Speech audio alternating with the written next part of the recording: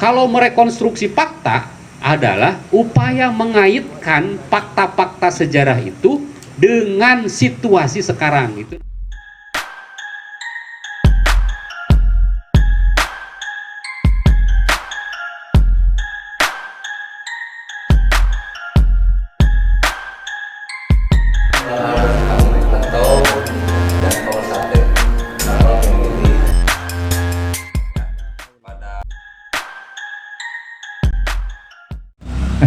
Ya, Magister Humaniora dan sekarang lagi berproses di dokter ya Pak, masih Humaniora. Dan beliau juga ini adalah salah satu yang membangkitkan PMII di Purwakarta pada tahun 2004. Dan salah satu founding father juga. Dan sehingga kita bisa bisa meneruskan suatu perjuangan dari beliau. Mantan ketua umum berarti 2024. 2004. Sorry. Saya sering grogi kalau misalkan dekat Taraman Pak. Berapa? Jadi gini, awalnya saya sering kontakkan dengan ketum cabang terkait film Jejak Khilafah ini di Nusantara. Awalnya saya pas lihat-lihat YouTube terus ada iklan yang mempromosikan bahwa tanggal 1 Muharram bakal launching adanya Jejak Khilafah. Saya tunggu sampai pagi hari. Apakah sejarahnya sama dengan kita? Waktu dulu sering senior-senior kita kasih materi bahwa Wali Songo adalah salah satu yang menjaga suatu tradisi dan budaya Islam di Indonesia ini, atau lebih tepatnya di Nusantara. Tapi kalau misalkan kita dengarkan dengan seksama dalam video film Jejak Khilafah ini, malah sebaliknya, bahwa Wali Songo datang ke Indonesia ini malah menyebarkan suatu kekhilafahan. Nah ini Pak yang saya bikin penasaran. Makanya saya ajak Bapak dan sahabat-sahabat untuk bisa berdiskusi tentang Jejak Khilafah ini. Jadi awalnya kan dia mencocokologi dari Bani Umayyah di Timur Tengah dengan kerajaan yang ada di Aceh. Nah, bahwa kerajaan Aceh itu pernah mengirim surat kepada Timur Tengah pas Khalifah itu setelah Sayyidina Ali, yakni kalau nggak salah Bani Umayyah, ntar diluruskan oleh pemateri. Maka dari itu saya ingin menggali lebih dalam soal apakah benar yang telah disampaikan di film Jejak Khilafah ini. Ternyata kemarin juga saya pas nonton sempat 5 kali. Jadi kalau misalkan saya langsung melihat dari film sendiri, langsung oh iya ya, oh kok bisa, oh berarti saya salah dari dulu gitu Pak. Jadi ada pikiran seperti itu Pak, walaupun saya pas dibanding-bandingkan dengan buku Agus Sunyoto dari Atlas Wali Songo, oh ternyata beda sekali gitu Pak. Nah maka akan saya berikan untuk untuk berbicara tentang konspirasi sejarah Nusantara di balik film Jejak Khilafah di Nusantara. Waktu dan tempat saya persilahkan. Assalamualaikum warahmatullahi wabarakatuh.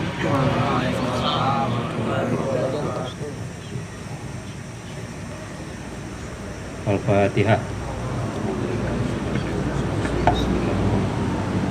Alhamdulillahirabbil alamin arrahmanir rahim maliki yaumiddin. Iyyaka na'budu wa iyyaka nasta'in. Shiratal ladzina an'amta 'alaihim ghairil maghdubi 'alaihim waladdallin. Rabbil alamin wassalatu wassalamu ala asrofil anbiya'i wal mursalin wa ala alihi wa sahbihi ajmain, amma ba'du. Yang kami hormati Ketua Cabang Pergerakan Mahasiswa Islam Indonesia Kabupaten Purwakarta, sahabat Ipeng, yang kita doakan semoga selalu konsisten di jalannya, di jalan mana we lah. Asal nu hade gitu. Tak lupa sahabat moderator, sahabat Syarif, wakil ketua bidang nawa. Oh, bidang eksternal. Yang sama saya hormati dan saya banggakan para senior, mantan ketua PMI tahun seberapa Nas? 2010.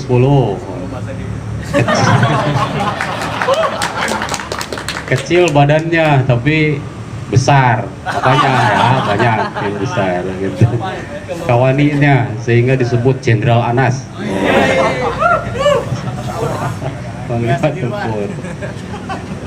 Kemudian sahabat-sahabat semua yang hadir di sini, ini kebanyakan dari mana ini, kampus mana? STT.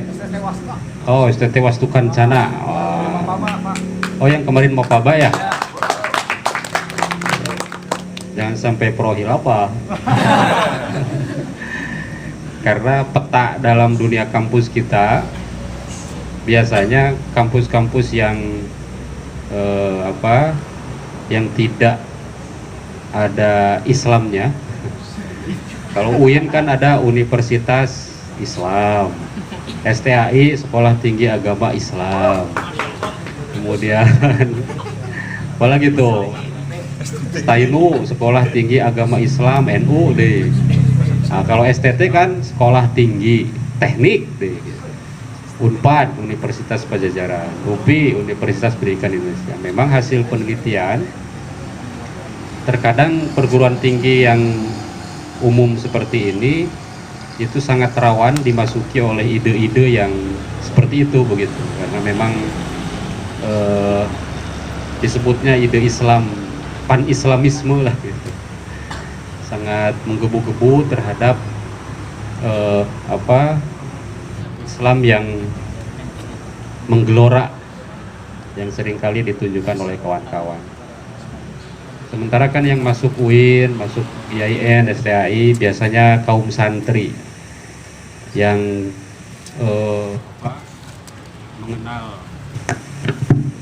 mengenal gemerlapnya Islam itu, mengenal gemerlapnya Islam itu sudah sejak dulu begitu. Sudah sejak pengajian di SD, ya sudah belajar tentang rakatan sholat, tata cara sholat, fikih dasar itu sudah diajarkan, tauhid sudah diajarkan itu sejak SD.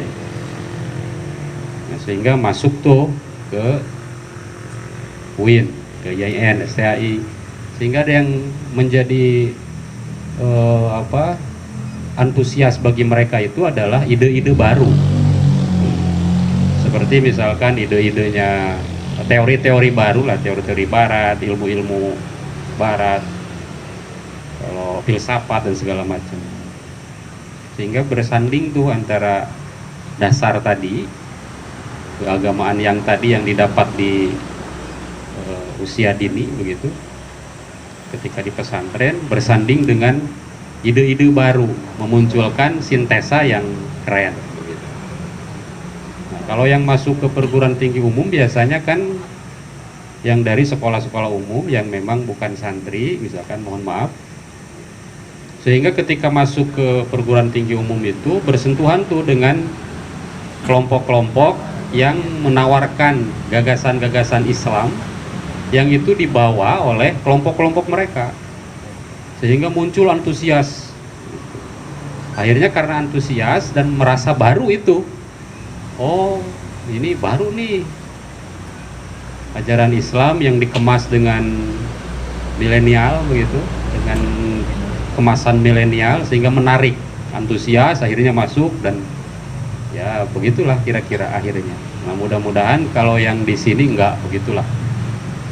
Tapi akan keren itu kalau yang masuknya santri ke Unpad, santri ke UPI misalkan, itu tidak akan terjebak kepada kelompok-kelompok yang seperti itu, justru malah memperkuat. Nah, yang menjadi heran itu santri awalnya ketika masuk Unpad berubah tuh. Nilai kesantriannya hilang. Malah menjadi sangat pro terhadap kelompok-kelompok yang begini. Gitu ya. Aneh kalau begitu. Baik, itu prolog ya. Nah, pada kesempatan yang berbahagia ini, penting nggak ini membahas ini? Sebetulnya nggak penting. Membahas, membedah film ini nggak penting, karena ya justru semakin dibahas, semakin kita menjadi bagian dari kelompok yang membuli film ini, maka film ini semakin ramai diperbincangkan orang, maka semakin akan menarik untuk ditonton. Itu logika dasarnya kan begitu. Nah, tetapi saya melihat, kenapa saya datang ke sini, karena saya melihat oh ini internal, kemudian ini harus diperkuat internal kita. Terkadang memang bola yang dilambungkan oleh kelompok-kelompok sebut saja Hizbut Tahrir ini, itu bola-bola yang kalau salah disanggapnya begitu, itu akan justru malah akan blunder gitu. Akan meramaikan, kemudian orang semakin menarik justru begitu, kemudian ingin melihat, dan memang itu tujuannya. Maka memang ada dua sikap saya kira yang harus dilakukan. Sikap yang paling utama adalah kita lawan dengan gerakan-gerakan kultural kita. Jadi gerakan yang seperti ini itu yang dikemas oleh mereka itu, kita lawan dengan gerakan kultural kita. Jadi kita perkuat saja jamaah kita dengan menunjukkan kultur keberagamaan yang sesuai dengan apa yang sudah kita lakukan selama ini. Tinggal diperkuat bahwa justru Islam yang rahmatan lil alamin itu yang begini loh, bukan yang ditunjukkan oleh mereka. Karena apa? Karena itu kejadian di Banser itu. Banser sekarang kan sedang dibully habis-habisan. Karena gara-gara ada sebuah kegiatan di mana itu tempatnya kalau Pasuruan ya. Kegiatan kemudian oleh Banser kemudian dihalau segala macam. Karena mereka itu sangat ahli dalam memframing sebuah berita begitu, sehingga beritanya diframing sedemikian rupa sehingga seolah-olah mereka itu dipersekusi begitu. Seolah-olah mereka menjadi korban, padahal mereka itu adalah sedang mensiarkan Islam begitu kan, seolah-olah begitu. Sehingga seolah-olah Banser ini anti-Islam, padahal kan bukan. Banser itu menggeruduk mereka itu karena memang selama ini Hizbut Tahrir itu sudah dilarang oleh undang-undang. Ketika organisasi sudah dilarang oleh undang-undang, maka setiap kegiatannya itu berarti terlarang secara aturan. Maka demi keadilan, maka aturan itu harus ditegakkan. Maka atas dasar itu Banser kemudian menggeruduk demi menegakkan keadilan itu sebetulnya. Jadi pada sisi ininya itu sedang menegakkan bagaimana cara bernegara yang baik lah gitu kira-kira. Kan sudah dilarang, kenapa kok masih beraktivitas? Nah, tetapi di framing beritanya kan bukan begitu, bahwa ini seorang ustadz, ulama begitu dipersekusi oleh Banser, seolah-olah Banser lah yang kemudian di pihak yang antagonis begitu, mereka protagonisnya. Nah, itu kan menjadi keliru. Itu ya. Sebelum masuk kepada pembahasan ini, saya kira perlu dijelaskan dulu kepada sahabat-sahabat semua bahwa diksi-diksi kemudian framing-framing yang selama ini digulirkan itu akan senantiasa mengalir begitu deras di kita itu, dengan kepentingan bahwa negara ini sudah melakukan ketidakadilan terhadap kelompok mereka. termasuk berarti kelompok-kelompok yang itu menjadi pro pemerintah, anggaplah. Nahdlatul Ulama beserta jajaran ke bawahnya, Banom, GP Ansor, Muslimat dan segala macam lah gitu, itu dianggap sebagai bagian dari pemerintah, tuduhannya gitu. Sehingga akan selalu memperhadapkan kelompok kita dengan mereka, dan itu akan ada gerakan-gerakan yang selalu memposisikan itu, kita menjadi musuh mereka gitu, kemudian mereka itu sebagai kelompok yang kalau dalam film itu adalah jagoana lah gitu, kita ini sebagai musuhnya. Kalau film dulu itu mereka itu beri primanya, kita ini advent bangunnya begitu. Akan selalu begitu, sehingga framing-framing itu akan selalu dilakukan. Di sisi lain, hari ini itu sudah era digital, di mana medsos itu sudah menjadi bagian dari kehidupan yang bukan maya lagi, tetapi menjadi fakta, menjadi kenyataan yang memang kita itu lemah di titik itu. Sementara mereka itu sudah kuat pada level menguasai media sosial. Dunia digital itu mereka sudah lahap lah begitu, sudah hatam. Karena apa? Karena memang mereka ada di sana sejak dulu begitu. Bahkan teknokrat-teknokrat mereka itu ya boomnya di kegiatan-kegiatan seperti itu. Maka saya di pembukaan awal tadi, karena mereka itu lahir dari perguruan tinggi yang saya sebutkan tadi, ahli komputer, ahli mesin, ahli dunia digital segala macam begitu. Itu mereka sangat paham betul begitu, sehingga wajar kalau kemudian dunia medsos itu dimiliki oleh mereka, pegang oleh mereka. Maka sekecil apapun berita itu, mereka akan sangat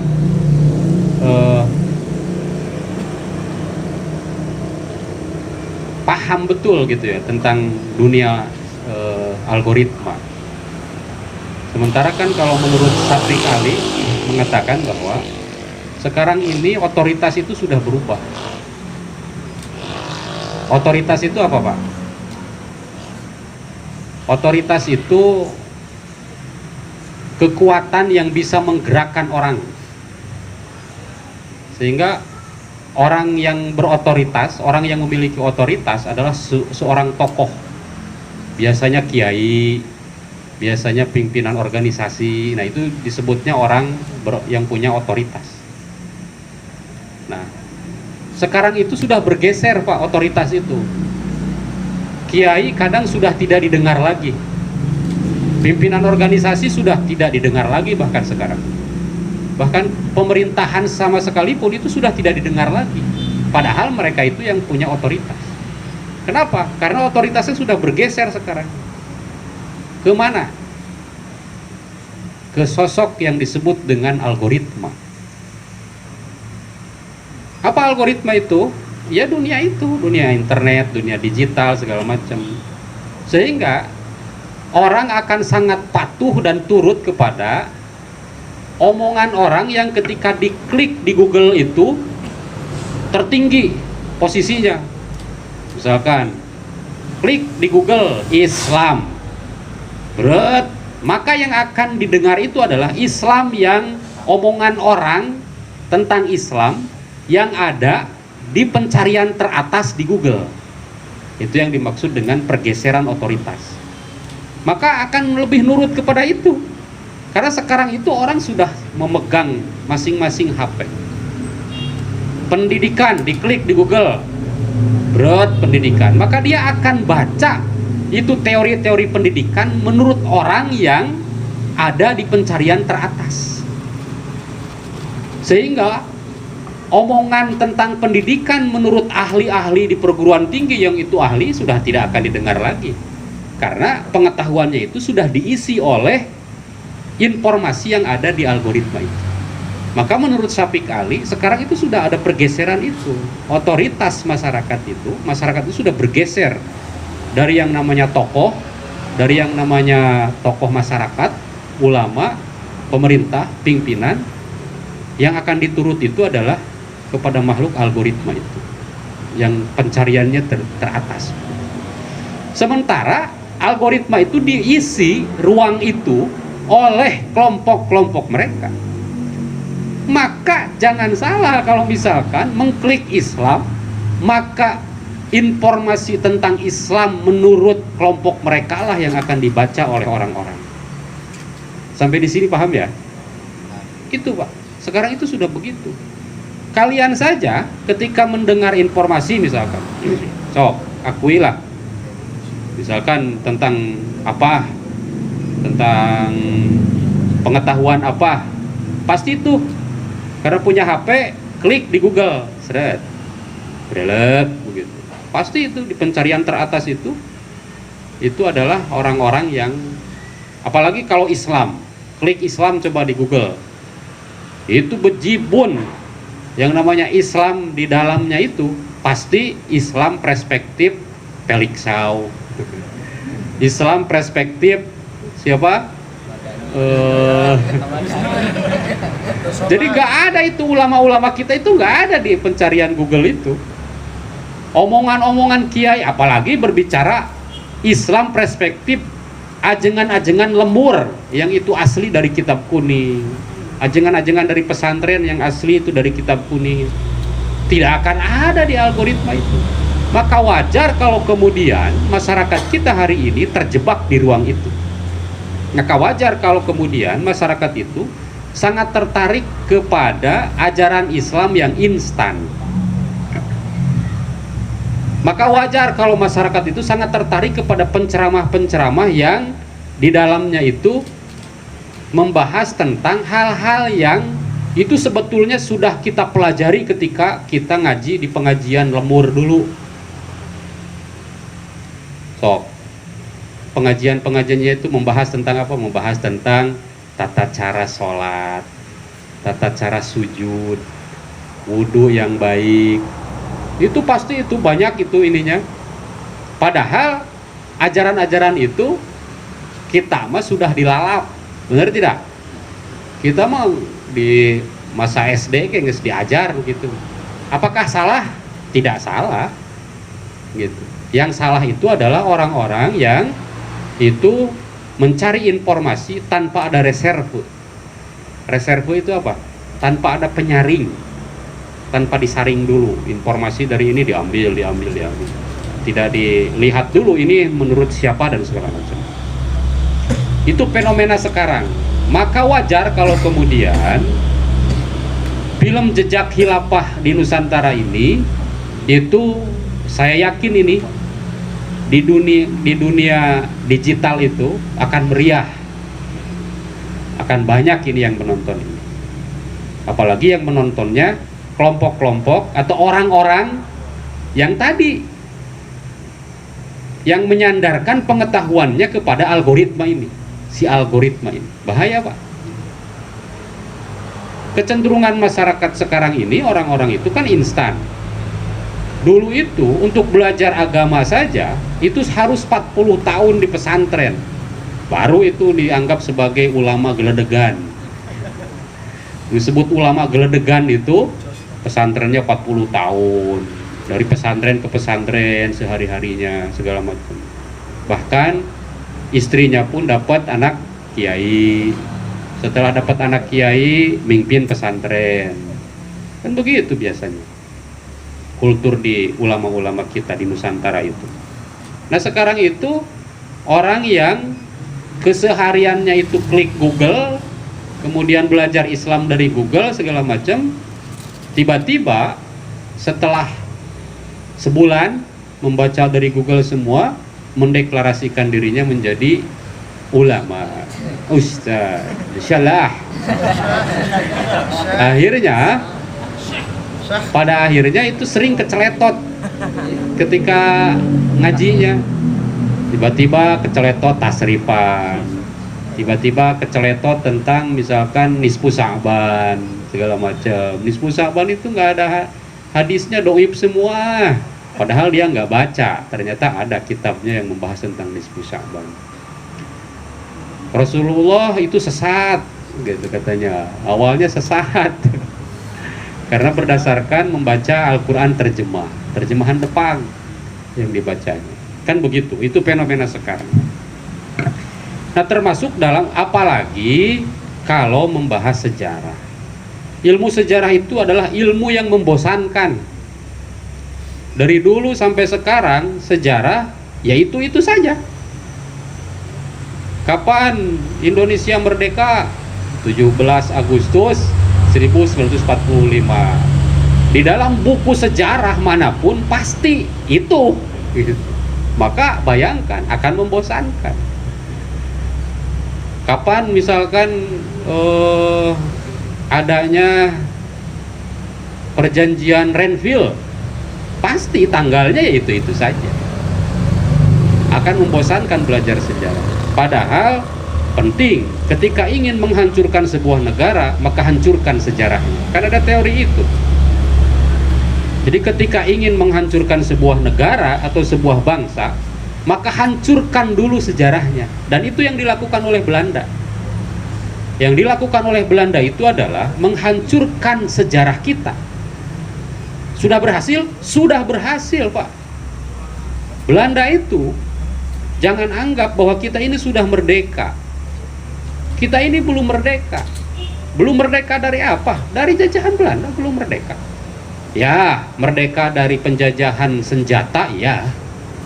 Kita tidak lagi di bawah tekanan Belanda dengan senjata, ya, betul.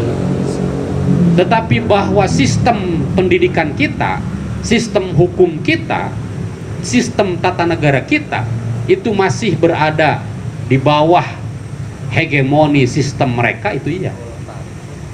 Event sejarah sekalipun itu sudah dirusak, Pak, oleh Belanda ini. Belanda itu sampai bisa membuat serat. Kan sumber sejarah yang paling asli di kita itu adalah serat. Tahu serat itu? Manuskrip berupa serat, tulisan. Kan dulu itu kebiasaan juru tulis istana itu menulis. Kan biasa dalam film-film kan suka ada tuh, kemanapun raja itu pasti didampingi oleh juru tulisnya. Apapun yang dilakukan oleh raja ditulis oleh dia. Nah, di Nusantara juga begitu. Jadi setiap istana itu punya juru tulis. Biasanya istana itu, juru tulis itu yang menulis di kita itu ya ada yang di kalau dulu-dulu itu ada di pepohonan, misalkan di kulit pohon, ada di dedaunan, ada di bambu, misalkan segala macam. Baru ketika ditemukan kertas di Nusantara yang pertama kali dipakai untuk menulis apa namanya? Deluang. Deluang itu kertas agak tebal, buram begitu, itu deluang.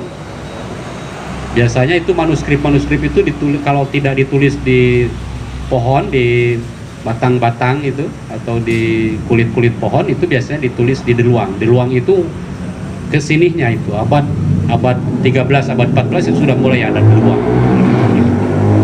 Begitu. Nah, bahkan Belanda itu memanipulasi serat-serat itu. Dibikinkan dia serat seolah-olah itu serat yang ditulis oleh pelaku sejarah dahulu, padahal baru itu nyuruh orang pribumi nulis, memutarbalikkan fakta sejarah.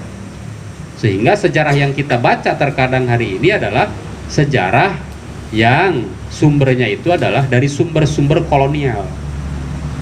Jadi sumber sejarah itu ada sumber sejarah manuskrip Nusantara, ada sumber sejarah manuskrip kolonial. Manuskrip Nusantara adalah ya sumber sejarah berupa manuskrip, berupa tulisan-tulisan, berupa arkeolog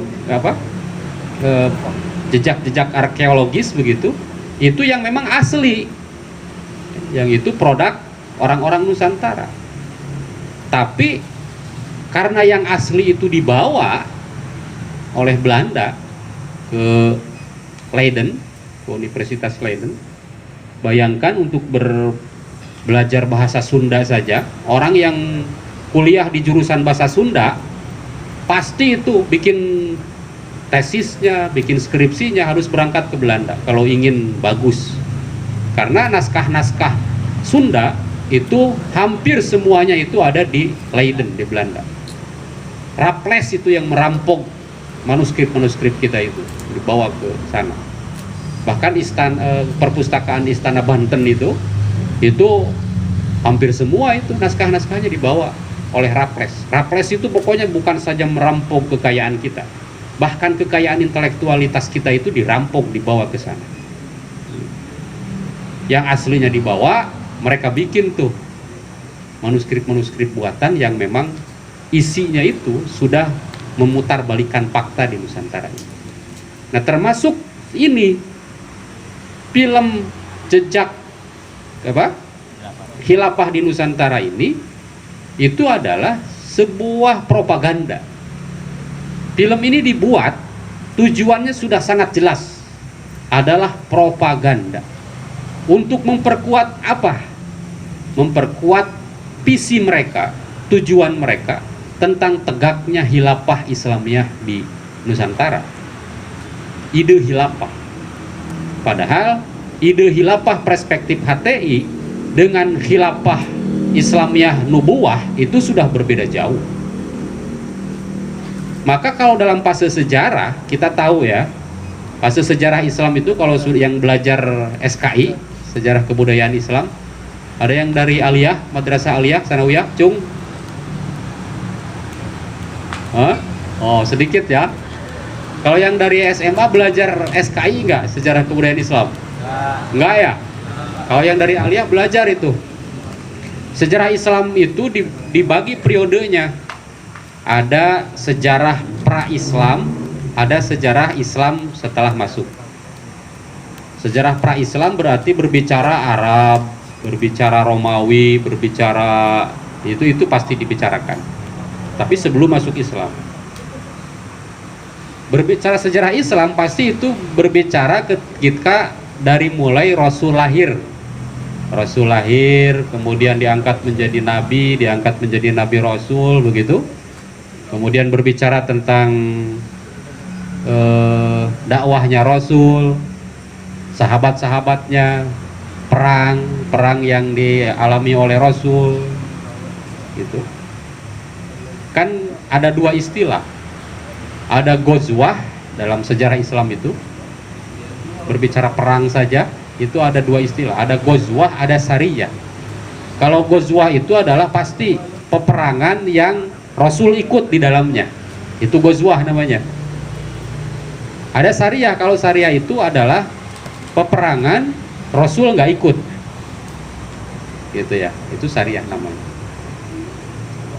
Jadi periode Nabi Muhammad itu juga dibagi dua, periode Mekah, periode Madinah, pasti itu. Jadi kalau ingin belajar sejarah Islam, pasti itu akan berbicara tentang kehidupan Rasul, dakwah Rasul pada masa periode Mekah dan pada masa periode Madinah. Setelah itu baru fase yang kedua adalah fase Khulafaur Rasyidin disebutnya. Khulafaur Rasyidin itu adalah periode khalifah-khalifah yang mendapatkan petunjuk. Itu baru sistemnya sistem kekhilafahan, khilafah Islamiyah ala nubuwah. Pada periode siapa? Periode Sayyidina Abu Bakar Siddiq, periode Sayyidina Umar bin Khattab, periode Sayyidina Utsman bin Affan, periode Sayyidina Ali bin Abi Thalib. Itu sistem khilafah Islamiyah itu selesai pada masa Sayyidina Ali karamallahu wajhah. Kenapa? Karena periode berikutnya itu kekuasaan beralih kepada sistem dinasti. Ingat itu, harus dicatat. Sistem dinasti. Dinasti apa? Itu apa? Sebuah kerajaan yang itu turun-temurun sehingga disebut dinasti. Maka sistem yang dipakai oleh penerus dari Khulafaur Rasyidin, masih ingat siapa? Dinasti apa? Dinasti Umayyah. Yang raja pertamanya itu siapa? Muawiyah bin Abi Sufyan. Berarti ketika sistem Khulafaur Rasyidin itu diambil oleh sistem dinasti Muawiyah bin Abi Sufyan, berarti itu sistemnya sudah berubah, Pak. Sudah tidak demokratis lagi, karena pada masa Khulafaur Rasyidin itu sangat demokratis. Begitu. Ada musyawarahnya dulu, sehingga dikenal ada istilah siapa?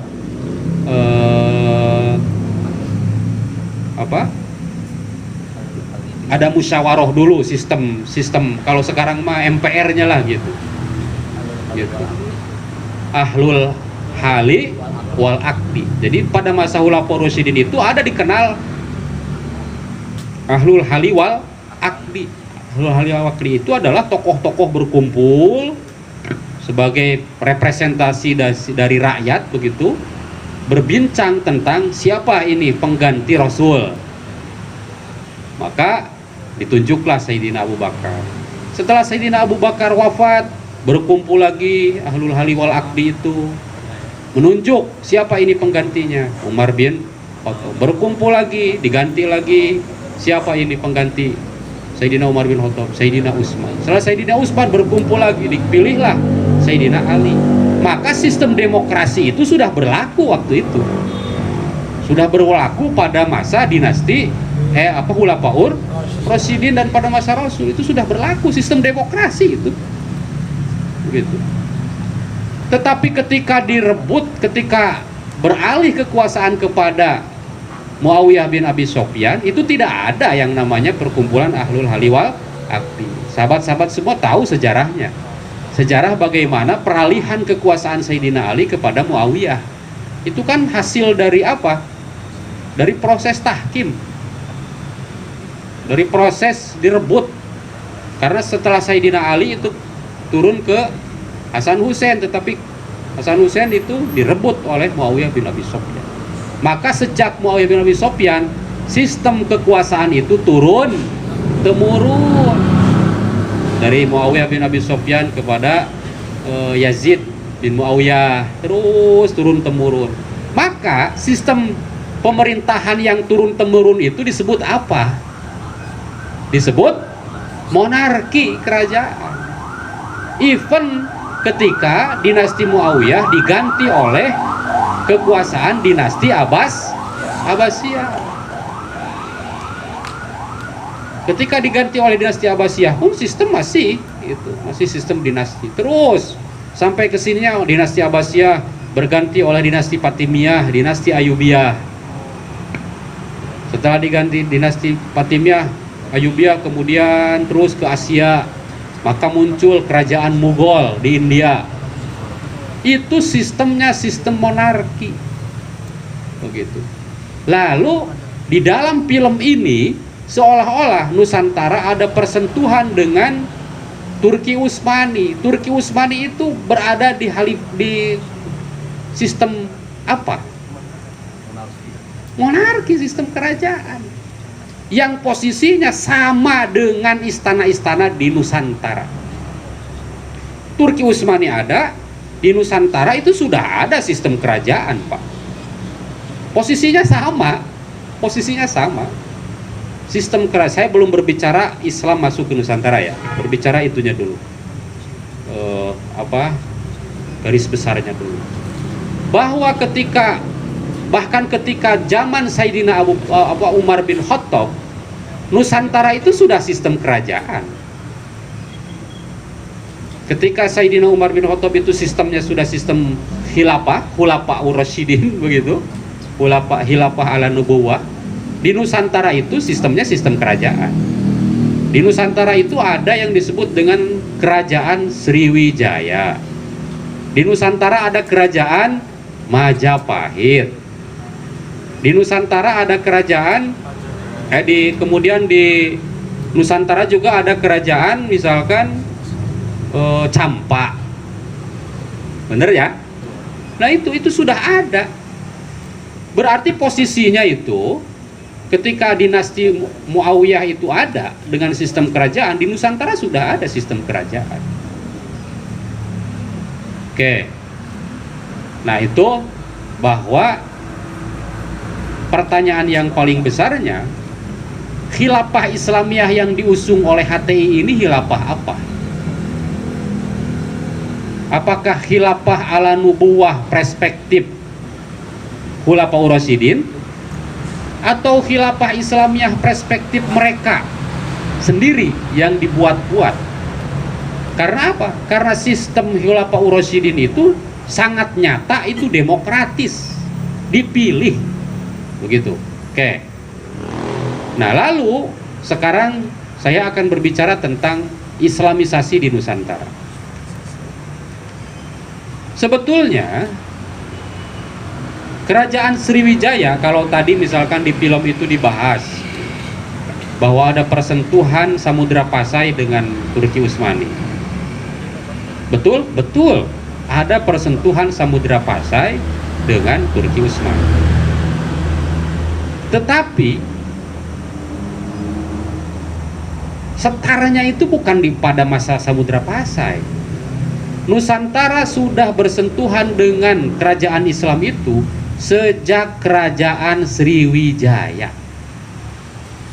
Jadi sejak Kerajaan Sriwijaya itu Nusantara itu sudah ada persentuhan dengan Khulafaur Rasyidin, yaitu pada zaman Sayyidina Umar bin Khattab. Itu sudah ada.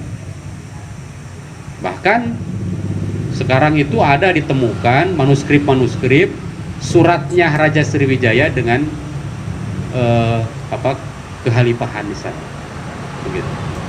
Jadi kalau misalkan ada bahasa tadi Samudra Pasai saja yang bersentuh, itu tidak. Tetapi jauh sebelum itu sebetulnya Nusantara sudah mulai bersentuh. Yang pada kesininya baru kita akan bercerita tentang Islamisasi Nusantara. Kan sebetulnya sejarah Islam datang ke Nusantara itu pasti bergulat kepada satu pertanyaannya, kapan Islamisasi mulai datang ke Nusantara? Lalu yang kedua akan berbicara siapa yang membawa Islam ke Nusantara, begitu. Lalu yang ketiga akan berbicara tempat dari manakah Islam ini bermula. Pasti itu akan berbicara itu. Di dalam sejarah itu, untuk membicarakan tiga hal saja, itu melahirkan berbagai perbedaan. Ada tiga teori besar yang menyatakan bahwa untuk menjawab tiga pertanyaan itu ada tiga teori besar.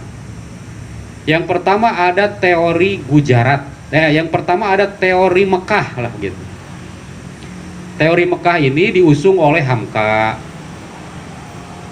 kemudian Al-Attas, itu pasti itu berbicara dia memperkuat tentang teori-teori Makkah. Teori Makkah ini menyatakan bahwa Islam yang datang ke Nusantara itu adalah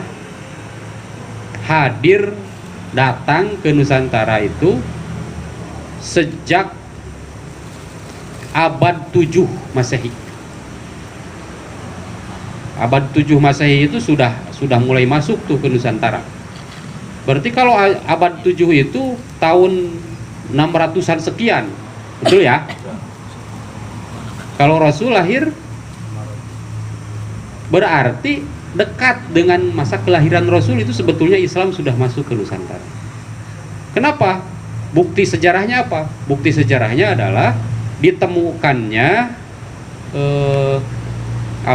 kelompok-kelompok atau koloni-koloni kaum muslimin ada di Nusantara pada abad itu. Dibuktikan dengan sejarahnya ada begitu. bukti-bukti arkeologisnya ada. Lalu yang kedua, ada teori Gujarat. Teori Gujarat ini adalah teori yang dikeluarkan oleh Snukogorje misalkan. Kemudian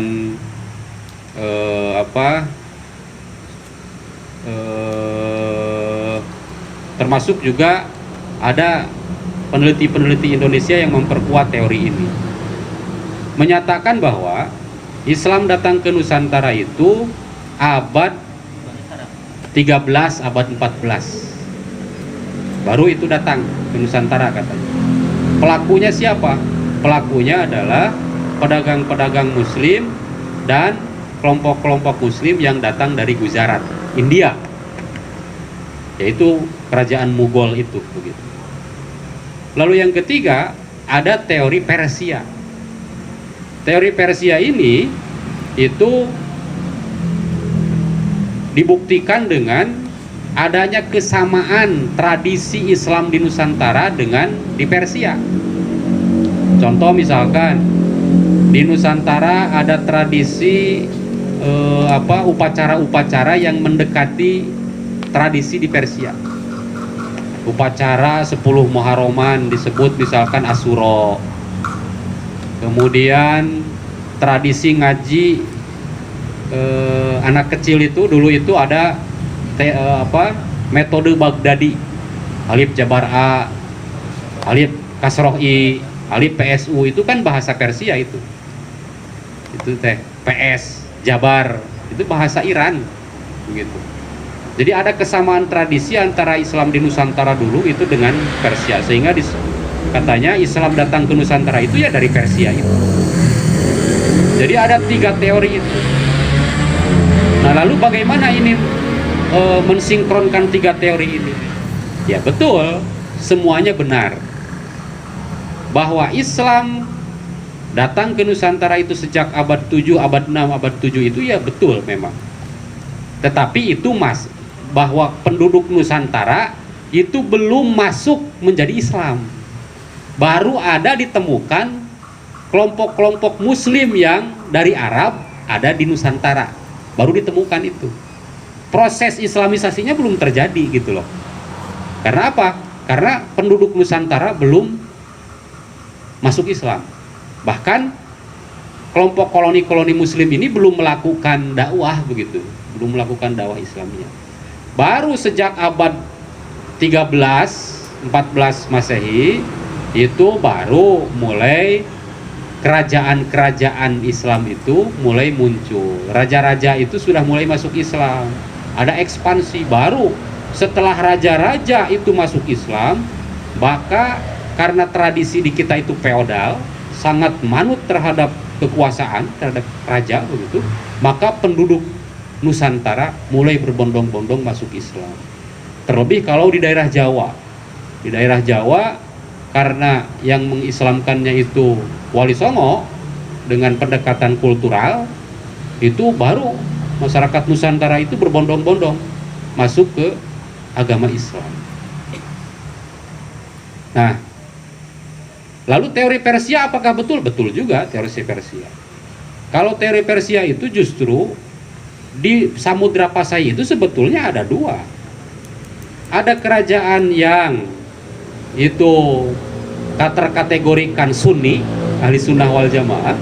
Ada kerajaan yang terkategorikan Syiah. Begitu. Jadi mirip. Nah, apakah memang semuanya betul sebetulnya teori 3 teori ini, hanya memang beda pendekatan dan segala macam. Begitu. Itu teori masuknya Islam ke Nusantara.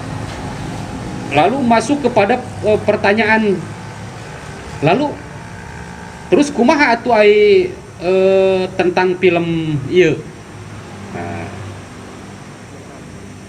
Nah ini saya sudah dapat ininya, catatan-catatannya. Yang pertama, teori film tentang jejak-jejak khilafah di Nusantara pada menit pertama sampai menit keberapa lah gitu, yang berbicara tentang adanya persentuhan Nusantara dengan Mesir, persentuhan Nusantara dengan Mekah, persentuhan Nusantara dengan Turki Utsmani, pada menit itu benar itu masih, tapi ada ruang, ada lubang. Kalau dalam sejarah itu disebutnya ada lubang dalam narasi sejarahnya dalam film ini. Lubang yang pertama adalah adanya kecerobohan berulang tentang definisi Nusantara di film ini. Film ini menggambarkan Nusantara seolah-olah Indonesia sekarang. Bener ya? Saya malah belum nonton, tapi sudah ketebak logikanya lah gitu. Bener ya? Jadi film ini menggambarkan Nusantara itu Indonesia sekarang. Padahal pertanyaannya, diksi Nusantara dengan Indonesia sekarang sama atau beda? Hah? Beda nggak? Bedanya apa? Ada yang bisa menjawab? Sambil udut gitu. Ngomong. Sok, bedanya apa? Sambil ini aja. Sambil ngobrol. Cek. Tuh.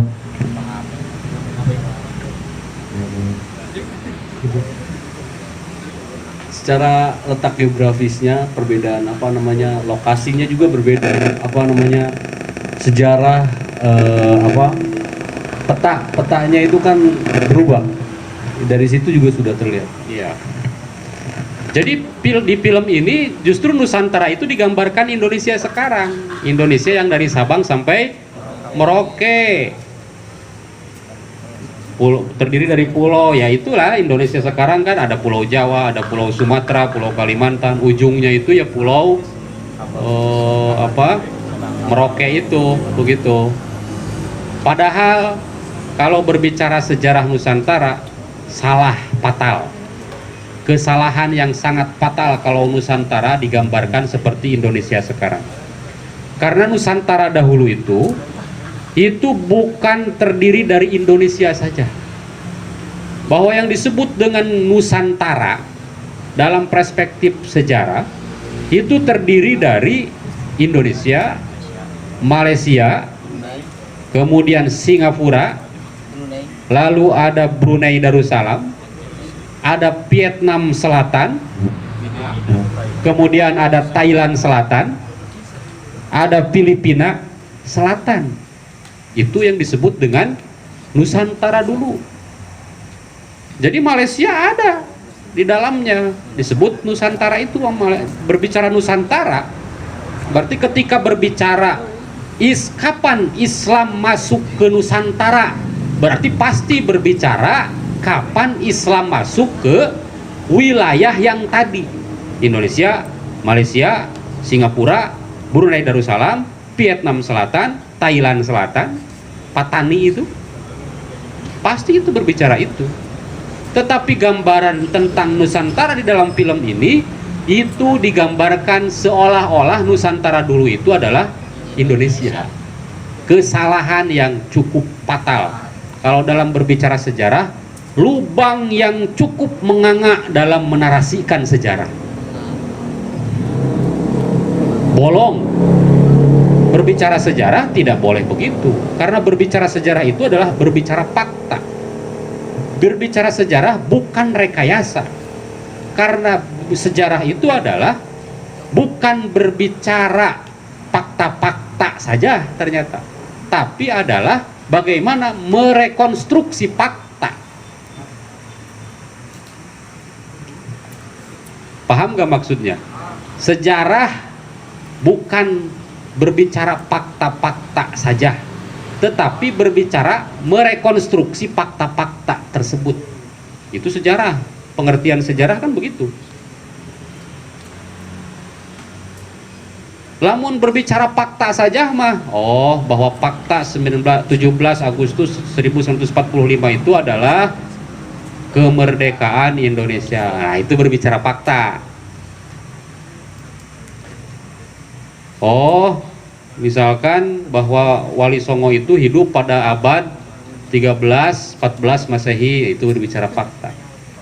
Kalau merekonstruksi fakta adalah upaya mengaitkan fakta-fakta sejarah itu dengan situasi sekarang. Itu namanya rekonstruksi. Sejarah adalah merekonstruksi fakta. Jadi mengaitkan, karena sejarah itu kan kompleks. Jadi mengaitkan antara fakta satu dengan fakta yang lain pada saat yang sama, itu dikait-kaitkan. Nah, ini lemah dalam rekonstruksi faktanya, itu lemah. Jadi hanya berbicara fakta tanpa dikaitkan dengan fakta-fakta yang lain yang terjadi pada saat itu. Lemah. Sejarah kalau hanya dianggap sebagai fakta yang mati, itu fatal.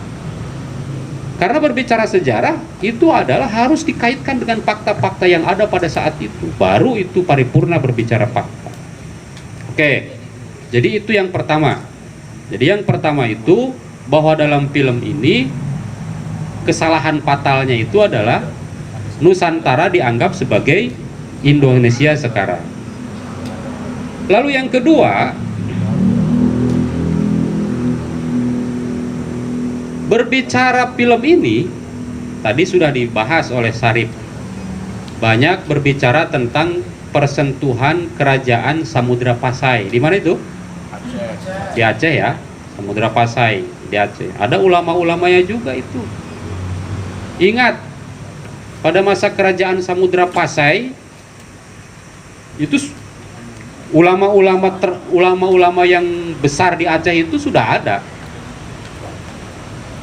Ketika ketika kerajaan Samudra Pasai sudah jadi Islam begitu ya, ada ulama-ulama besar, misalkan Hamzah Pansuri, Nuruddin Ar-Raniri, yang mana justru sebelum Samudra Pasai memeluk Islam rajanya, ulama-ulama ini sudah ada, sudah bersentuhan dengan Mekah sebagai pusat Islam. Terus hari lamun dianggap jejak-jejak khilafah di Nusantara bahwa penduduk Nusantara itu menjadi Islamnya itu karena khilafah ini, itu premisnya dari mana saya nggak ngerti. Padahal justru keberislaman orang Nusantara itu ya banyak para ulama yang justru itu datang ke Mekah segala macam, bersentuhan dengan Mekah langsung. Jadi kalau premis bahwa jejak-jejak khilafah di Nusantara itu berarti berbicara bahwa masuk Islamnya orang Nusantara itu hanya dari kekuasaan saja, padahal bukan. Ada jalur lain bahwa masyarakat Nusantara masuk Islam itu bukan hanya dari kekuasaan tok, tetapi dari hasil dari dakwahnya para ulama yang tadi gitu. Nah, lubang yang kedua, bahwa di dalam film itu tidak dibahas adanya aliansi Pasai, Kelantan, dan Campak. Karena kesalahan di awal tadi, menggambarkan Nusantara sebagai Indonesia saja. Sehingga di film tersebut tidak dibahas tentang adanya aliansi besar antara Pasai, Campak, dan Kelantan. Padahal itu ada koalisi besar antara kerajaan Campak, kerajaan Samudra Pasai dengan Kelantan, yang justru dari koalisi besar ini melahirkan imperium besar, melahirkan imperium kekuasaan yang besar, kerajaan-kerajaan Islam di Nusantara waktu itu gitu. Dan itu Campak, Kelantan itu tidak ada persentuhan dengan Turki Utsmani. Ya, kalau Samudra Pasai dianggap sebagai, misalkan dianggap ada jejak khilafah, misalkan karena Raja Samudra Pasai pernah berkirim surat ke dinasti Ottoman di Turki misalkan. Iya. Coba baca di bukunya Mai Kelafan. bagaimana Michael Lavan di dalam bukunya Islam Nusantara ya, Islam di Nusantara judulnya itu, Michael Lavan mengatakan bahwa persentuhan Samudra Pasai ke Turki, ke Ottoman di Turki Utsmani itu bukan berbicara, bukan melaporkan bawahan ke atasan sifatnya, tetapi itu berkirim suratnya itu berkirim surat raja ke raja, kerajaan ke kerajaan. Kalau dalam sekarang mah hubungan internasional, hubungan diplomasi antar kerajaan di Nusantara dengan kerajaan di Turki Utsmani.